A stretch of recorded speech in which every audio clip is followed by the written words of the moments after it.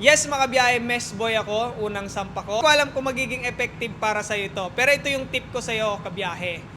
Mic check, mic check, mic check, mic check, and mic check.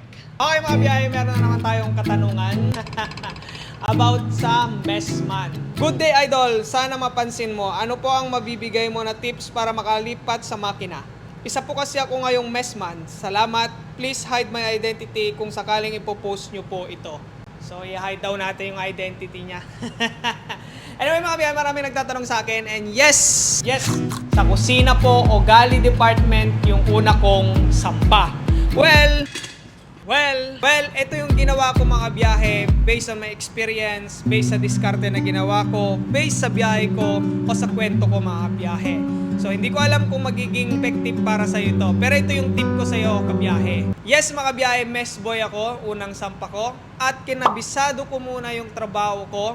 Maybe 1 month, 2 months, bago ako nagpaalam na mag-aral sa makina. Kasi mga biyahe, wag natin kalimutan yung pirmahan nating kontrata is mess boy o sa galley department tayo. So kinabisado ko muna to, pinakita ko kay Mayor na kaya ko nang gawin ito, nagpakitang gilas ako, initiative na ako. And that time, nung kabisado ko na lahat, trabaho sa kusina, trabaho sa accommodation, kabina nila, yes, room boy po ako dati. Ako po yung naglilinis ng mga kwarto o kabina ng mga opisyal. So meron akong messman course, doon mapapag-aralan lahat. Parang nagtatrabaho kayo sa hotel. After nun, okay na ako, nagpaalam ako kay Mayor. Sinabi ko kay Mayor, Yor, alam ko sa kusina ako nagtatrabaho, pero graduate ako ng Marine Engineer. So pagkasabi ko pa lang ng Marine Engineer, sabi niya, ba't di mo sinabi agad? So niyaya niya ako kay Kapitan, dinala niya ako kay Kapitan, Norwegian po yung mga officers namin. So sabi ni Kapitan, oh really? Okay, we will go to Chief Engineer. So pumunta po kami kay Chief Engineer. And si Chief Engineer, dinala ako kay First Engineer. And that time, sabi niya, oh, I will take care of this boy. So doon na, kumpisa yung engine boy. So doon na pa ako sa makina nag-aaral during sa ng mga container na to.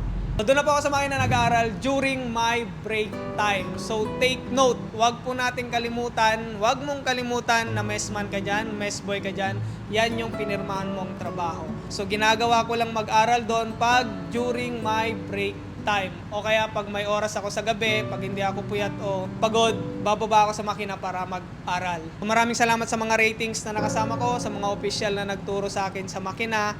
At syempre kay Mayor na nagbigay sa akin kasi mga kabiyahe, number 1 talaga yan. Dapat alam mo kung ano yung pinirmahan mong kontrata. So kay Mayor lang ako lagi kasi siya yung head ng department namin. Siyempre kay Captain, binigyan talaga ng time, binigyan niya ng effort, binigyan niya ako ng hintulot para mag-aral sa makina. At syempre sa Chief Engineer sa Engine Department that time. Thank you so much. At syempre itong mga biyahe, sabi ko nga, during my rest time lang.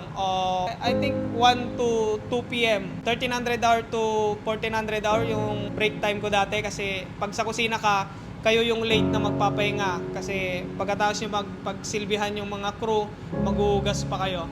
So that time, doon ako bumababa sa makina. Yung word na is sacrifice lang mga kabiyahe. Kailangan mo nga lang mag-sacrifice. Kasi imbes na matutulog ka na, imbes na magpapahinga ka na nga lang, ibababa mo pa to para mag-aaral. Pero those sacrifices, nagbunga naman mga kabiyahe.